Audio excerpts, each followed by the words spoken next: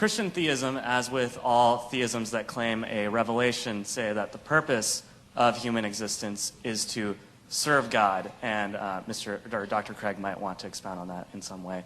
But Mr. Hitchens, as an atheist with no transcendent being giving you a reason for existence, what then is the best way to live life, or what is motivation for living life, or what is the purpose of your existence without a transcendent being telling you what to do?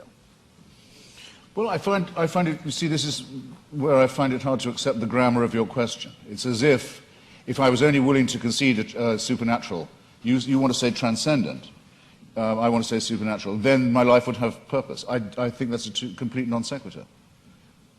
To me, at any rate, I'll have to just make the confession.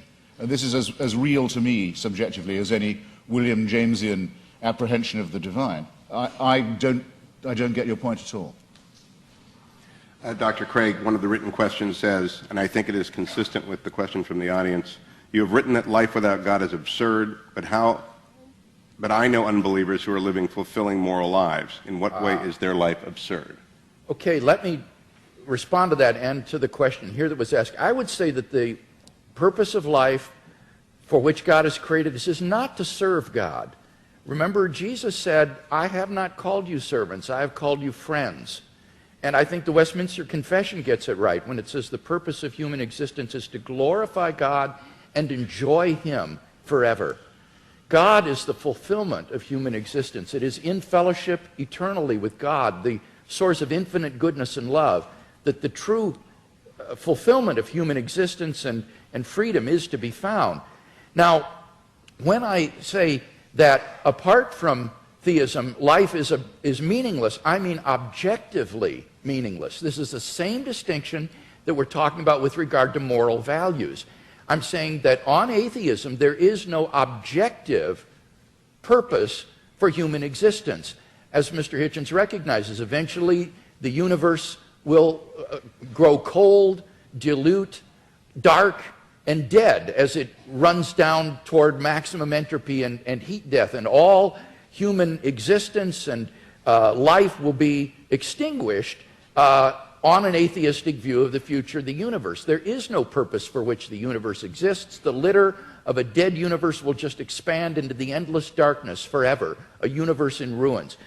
Now, of course, one can still live one's life as an illusion, thinking, well, the purpose of life is to, say, hit 40 home runs and steal 40 bases every year, in the major leagues, and you draw the meaning of your existence from that. But that's not really the meaning of your existence. That's just a subjective illusion.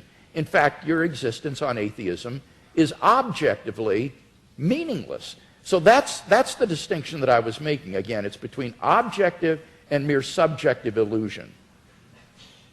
Well, I think it has it exactly the wrong way around. You see, as I was beginning to say earlier, we didn't have time in the question period. I wouldn't say that atheism was morally inferior. I wouldn't concede that for a second. I don't want to make a claim for its superiority either, but there may be a slight edge here.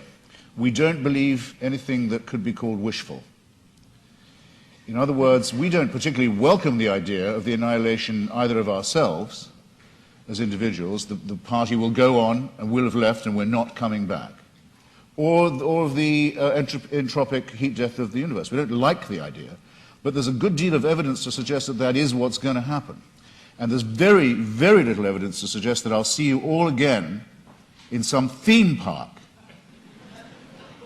One nice and one nasty experience. There's absolutely no evidence for that at all. So I'm willing to accept, on the evidence, conclusions that may be unwelcome to me. I'm sorry if I sound as if I'm spelling that out, but I will. Now, you want to know what makes my life meaningful? Generally speaking, it's been struggling myself to be free, and if I can say it without immodesty, Mr. Hewitt kindly said it for me, too flatteringly beforehand, but trying to help others to be free too.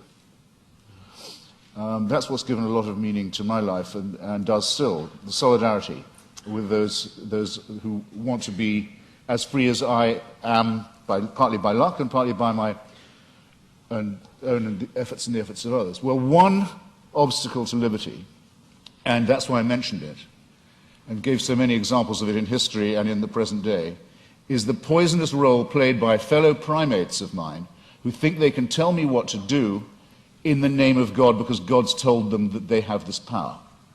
So that's one thing I'd like to be shot of right here in the here and now. And my suspicion is, if you really ask the religious where do they want power and what's the world they care about, the next one or this one, it'll be this one every time, because they too know perfectly well that this is the only life we've got.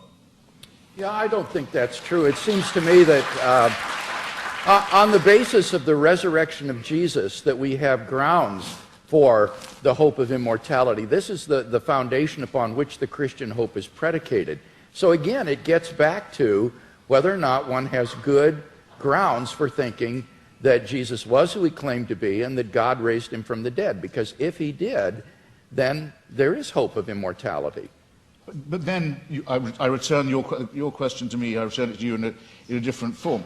If there's going to be a resurrection, an ingathering, if in the end all injustices will be cancelled, all tears dried, all the other promises kept, then why do you care what happens in this brief veil of tears? Why do the churches want power in the here and now? Why do they want to legislate for things like abortion or sexuality or morality? Why bother? I mean, isn't it just as much the case, as Dostoevsky says about atheism, that without God all things are possible, that with God all things are thinkable too? Not at all. As Dostoevsky said, if there is no immortality, all things are permitted, he said, because it all ends up the same, it all comes out in the wash the same. But if there is a God who exists, who loves human beings and has created them in his image and endowed them with intrinsic moral value and unalienable rights, then you have every reason to treasure other persons as ends in themselves. And the desire of pro-life persons to champion the lives of the unborn or the lives of the dying isn't a power grab, Mr. Hitchens. It's because they genuinely care about the lives of innocent human beings that they believe are being wantonly destroyed. So it's a very positive motivation.